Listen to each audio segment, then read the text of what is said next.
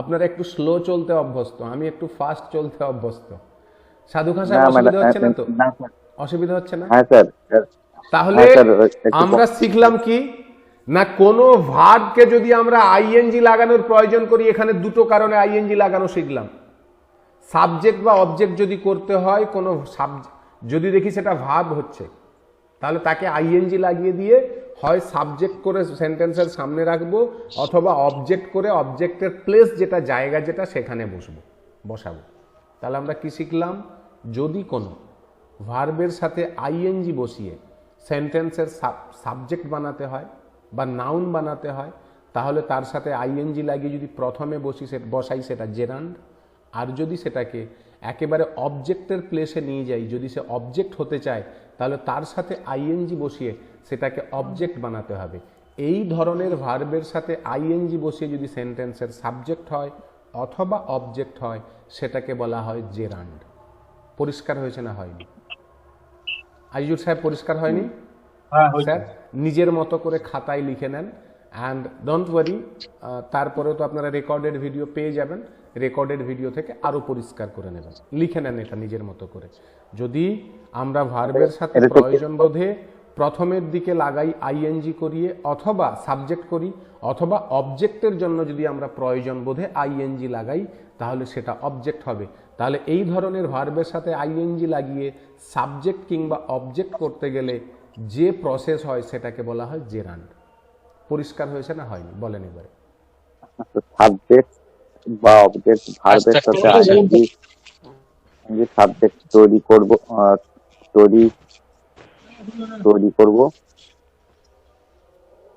এবং স্যার একবারে বলেন। আমরা কোনো ভার্বের সাথে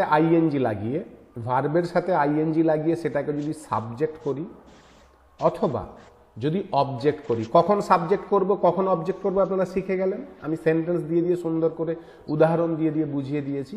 তাহলে সেইগুলোকে বলে জেরান্ড। এখন মূল জিনিস হচ্ছে ব্যবহারটা আপনাকে শিখতে হবে।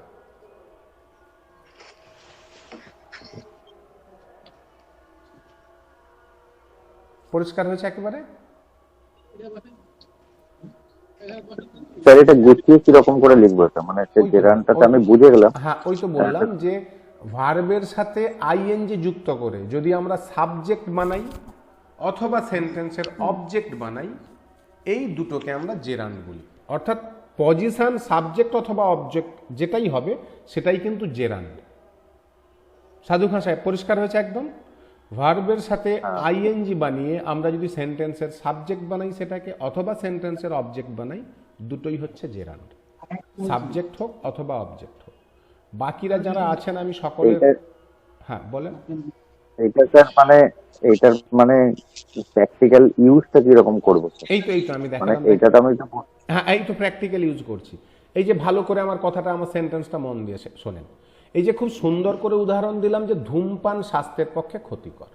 তাহলে এই ধূমপান স্বাস্থ্যের পক্ষে ক্ষতিকর, এই সেন্টেন্সে ধূমপান হচ্ছে সাবজেক্ট, হ্যাঁ কি না? সাবজেক্ট।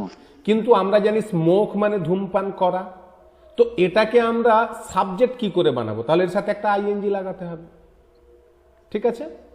ক্রিকেট খেলা বিকেল বেলা ভালো না। তাহলে ক্রিকেট খেলাটা হচ্ছে, বা দুপুরবেলা ক্রিকেট খেলাটা ভালো না। তাহলে ক্রিকেট খেলা হচ্ছে আপনার সাবজেক্ট, হ্যাঁ কি না? তাহলে দেখেন, প্লেয়ার বলা যাবে না, তখন প্লেয়িং ক্রিকেট বলতে হবে। প্লেয়িং ক্রিকেট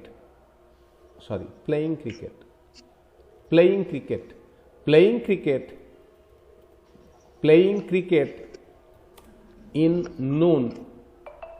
the noon মানে দুপুরবেলা is not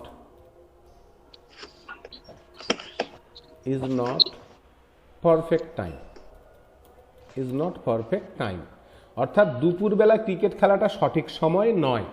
প্লেয়িং ক্রিকেট অর্থাৎ ক্রিকেট খেলা, ইন দ্য নুন দুপুরবেলা, ইজ নট পারফেক্ট টাইম সঠিক সময় নয়।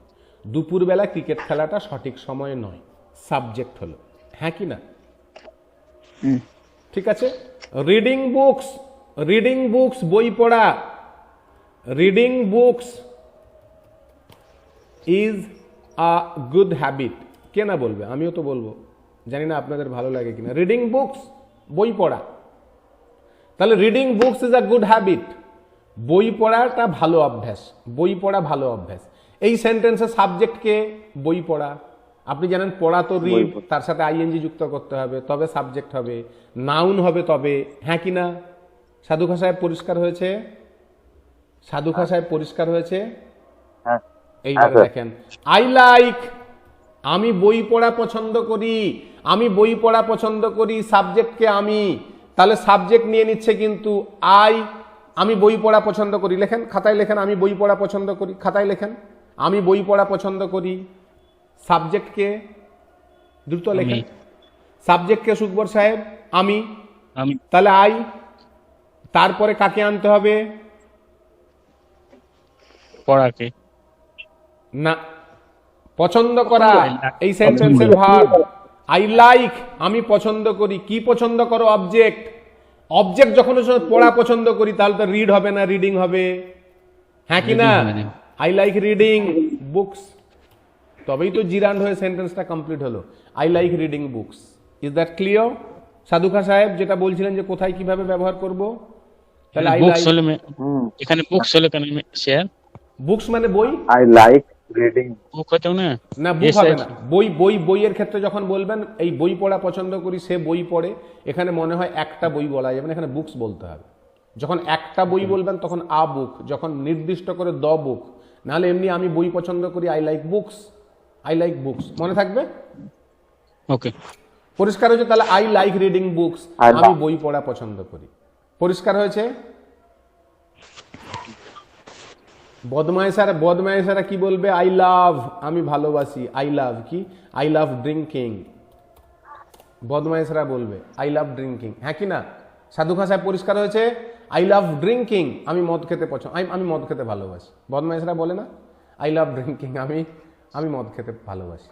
পরিষ্কার হয়েছে? কেন ড্রিঙ্কিং করলাম না, ড্রিঙ্কিংটা তো অবজেক্ট, ড্রিঙ্কটা আর হবে না, তখন আইএনজি যুক্ত করে দিতে হবে। আই লাভ, লাভটা তো ভার্ব, আমি ভালোবাসি, আই লাভ, কি করতে ভালোবাসি? মদ খেতে, ড্রিঙ্কিং, আই লাভ ড্রিঙ্কিং, আমি মদ খেতে ভালোবাসি। পরিষ্কার হয়েছে একেবারে?